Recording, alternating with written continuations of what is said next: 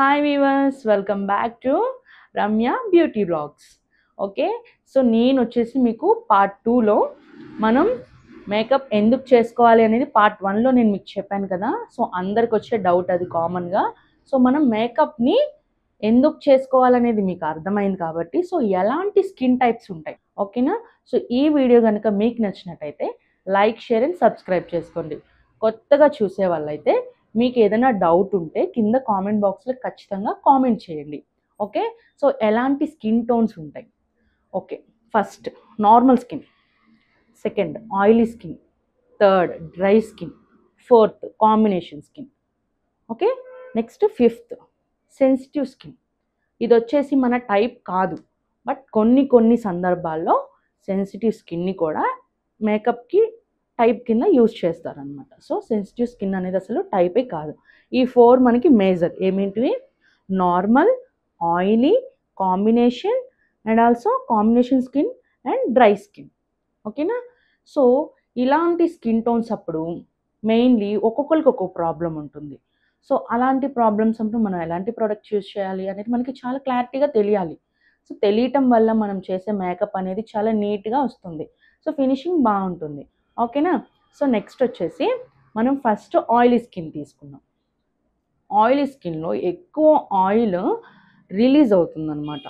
Skin ఎప్పుడు కూడా చెమటగా జిడ్డుగా ఉంటుంది. సో నెక్స్ట్ అలా ఉన్నప్పుడు మనం వాళ్ళకి ఏ ప్రొడక్ట్స్ యూజ్ చేయాలి అనేది మెయిన్ పాయింట్.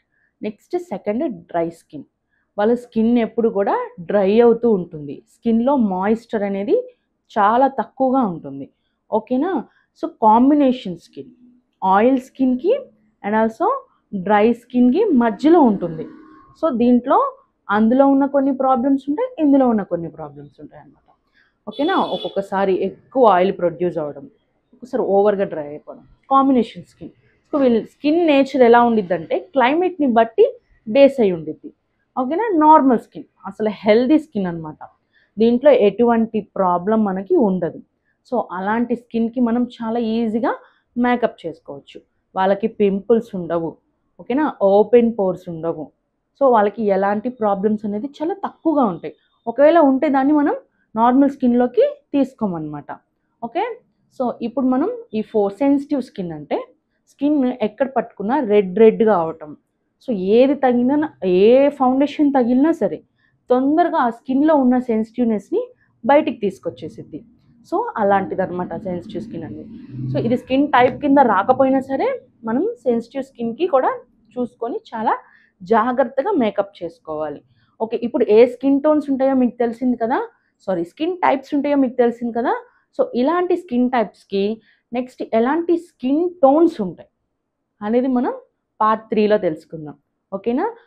వీడియో నచ్చినట్టయితే లైక్, షేర్ అండ్ సబ్స్క్రైబ్ చేసుకోండి. మనం నెక్స్ట్ వీడియోలో కలుసుకుందాం.